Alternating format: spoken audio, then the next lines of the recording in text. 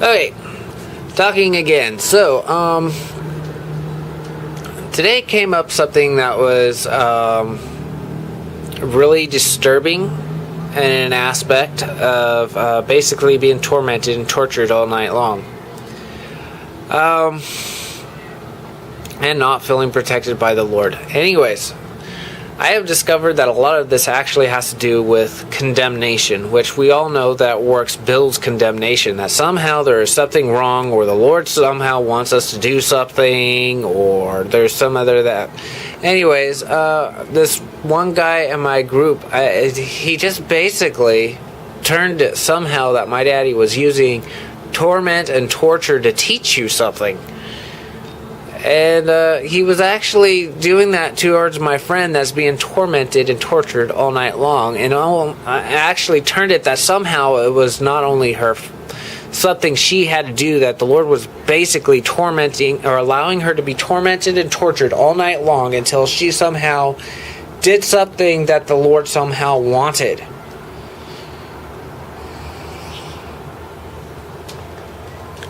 Which is bullshit. Okay, so, and then he said independence. And then some friends were starting to talk about independence again, independence. You know, the Lord does want us to take authority, and He does want us to realize our authority, but He doesn't actually want us independent of Him. I mean, that's one of the things that bothers Him most, is like man thinking that somehow he can do it himself apart from Him. And He straight out tells you right off the bat, you can do nothing apart from me. Okay, so that just abolishes that lie right there. I mean, now some might not actually take that aspect and realize it, but then you got this whole other area that my daddy God is tormenting me. He's leaving me to be tormented. Honestly, if He's leaving you to be tormented, does that make Him more innocent than what's tormenting you? No, it doesn't. It absolutely doesn't. That's basically saying that somehow this torment and torture is in His will.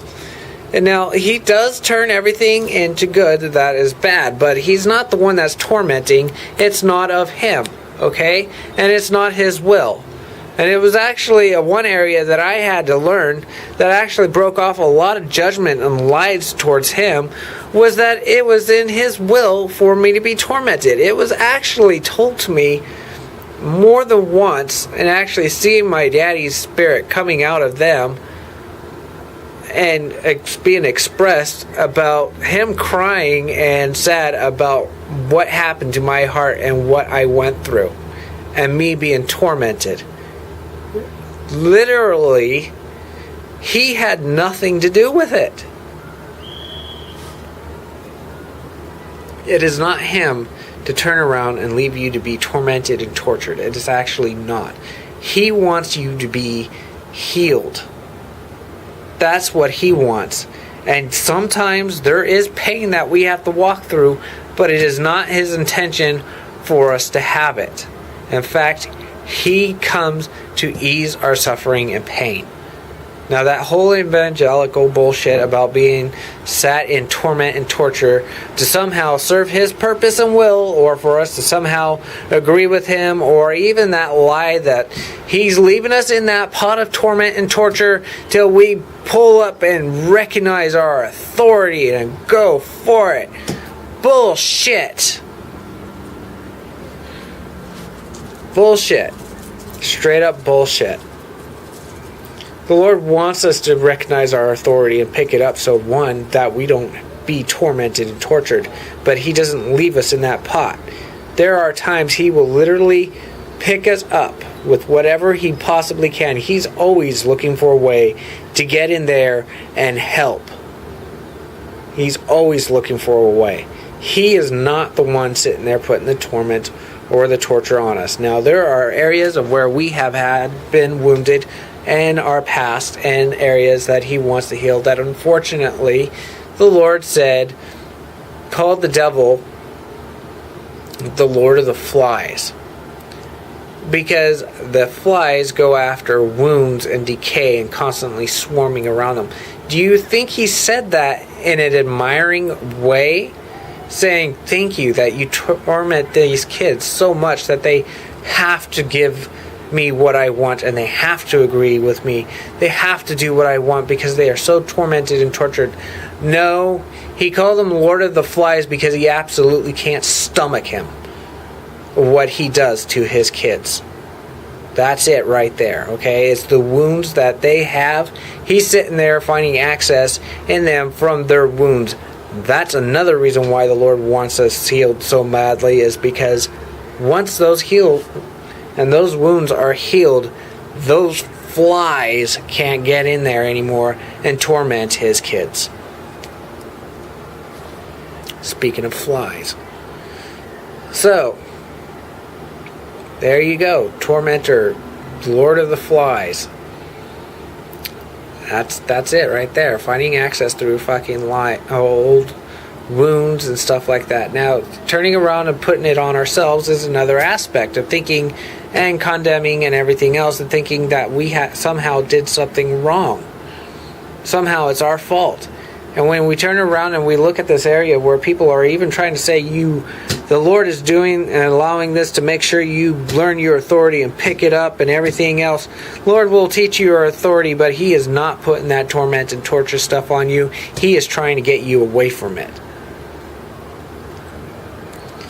So, recognizing your authority is a good thing. But when you turn around and you put it in that evangelical area of the Lord's allowing you to be tormented and tortured and beat up by these things till you recognize your authority, that is actually bullshit. That's bullshit. It's straight up bullshit. Okay, that's just another fucking lie. And unfortunately, so many people have embraced it, even at Bethel, that it's disgusting. My mom is actually one of the people that brought that to my table. And instead of me actually being able to hold on to promises of what the Lord was teaching me and what He told me, when He teaches you and tells you something, it's in a loving, kind way. And it is something that He brings to you that is always good and in a promise and something loving. Something that actually heals wounds, not tells you you have to do something to get it. And that's exactly what it's doing. That's exactly what you're being taught. And it's not just my mom, which obviously I have a little bit of forgiveness that I still need to do to her, or for her. Well, apparently more than I think. I could actually see some triggers here, and I can actually feel them, and I'm pretty sure they're coming out of my mouth right now because I can see them and feel them. But it's unfortunately that it is based on that aspect, and that's a lie. And I was fed that hook, line, and sinker. But it builds condemnation.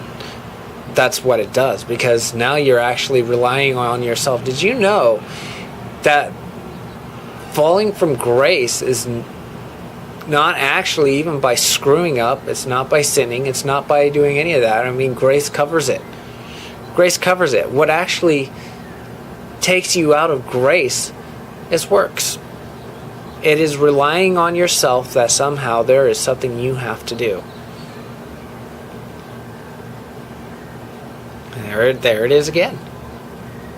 So, how many ways can those lies come in that somehow sneak in that something is on our head, that something we have to do to get Daddy God's promises? Somehow we got to do something to get Him to protect us. Something we have to do to somehow make Him want to protect us, to not be abandoned or something like that. It's all bullshit. It's all bullshit. It's just more fucking lies coming in that somehow that I have to fucking look at myself and see what's wrong with me, rely on myself somehow to fucking get my God to do something for me, to protect me, to do something that He promised me. Are you getting the picture? It's bullshit. It's all bullshit. And it's all it is just fucking ways to get you to walk out of grace, rely on yourself, and forget what He did.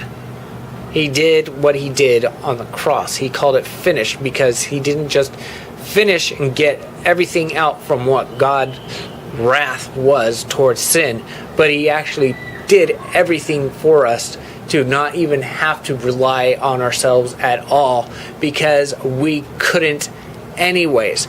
Can do nothing apart from him. More getting it. It is the aspect of not relying on myself, because the moment I start relying on myself, I am saying I don't need him. When they turn around and say that somehow I have to grab my authority and that he is leaving me tormented and tortured till I get it, well, now he just walked into an area of being a cruel God and a tormenting God. And that is not him. That is not him. It's not. Us being able to look and rely on him and understand that he actually does protect us. It's not easy. It's not easy. And when you have footholds, it's not your fault either. It's just not. And he's not one that does that. He's not the one sitting there telling us what we have to do to get his approval, to get his protection, to get him to do something for us. And we will run that circle till the very freaking end if we keep following that dictatorial bullshit. Because there is no way you can grab onto God for his goodness when you think he is actually allowing stuff like that to get you to agree with him or do what he wants, or somehow to get him to do something. He already did it at the cross. Meaning, what he did at the cross echoes now. It echoes now. What you go through right now, he's already done.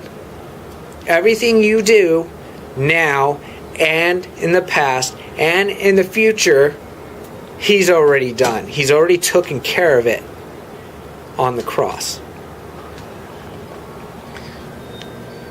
It is finished. That's what he said. It is finished. It is done. Do not need to rely on yourself anymore. You do not have to turn around and do something for him to fill his promises. He gave those promises for a reason. He's the one that fills them, not you.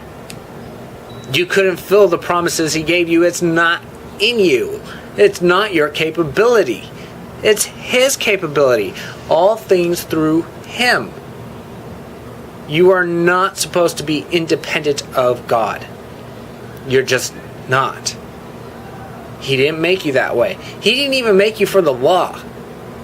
We got the law because we didn't want a relationship with him and asked him for the law. He gave us what we asked for. The angels were meant to carry out laws, not us.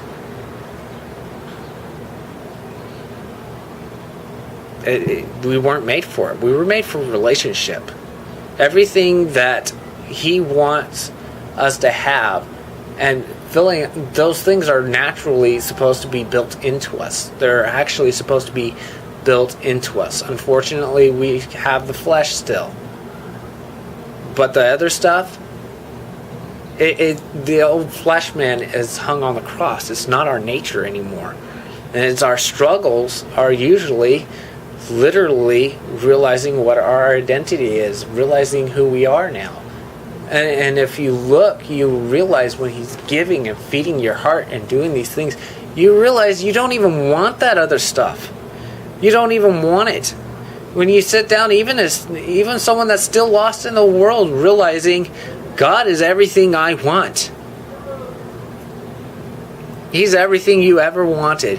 He's justice, peace, love, goodness, kindness. I mean, everything that is love. And you run towards happiness, you run towards joy, and every last aspect of it, you're actually looking for him. You're looking for him.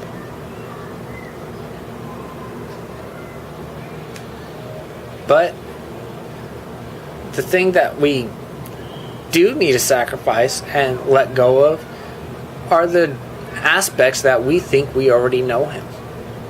Because those aspects that we think we already know him is actually the lies of judgment, condemnation, and everything else, and thinking that he's putting all that stuff on us. That he's this great dictator that we have to do this and that and that and this and everything for his approval, and follow these rules and these laws and that way and this way, and we're actually not getting to see him. We're actually losing what we know to be true of him. So that's actually the sacrifice. If you really think you need to sacrifice something, then turn around and look at the idea of sacrificing what you thought he was, and allow him to actually show you who he is, rather than what we think we know.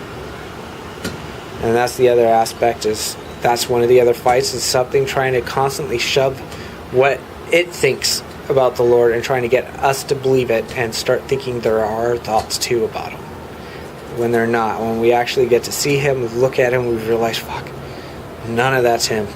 None of it. Not one single thing. He is literally everything we want, everything that is good. And the other stuff is actually the other side that is all bullshit and everything we hate. I mean, it's when we actually figure that out and realize that and actually turn to him that we actually get more of a chance to really see who he really is and his real nature. And we find out, we finally get loved and finally accepted. So anyway, I'm going to end this video. Have fun.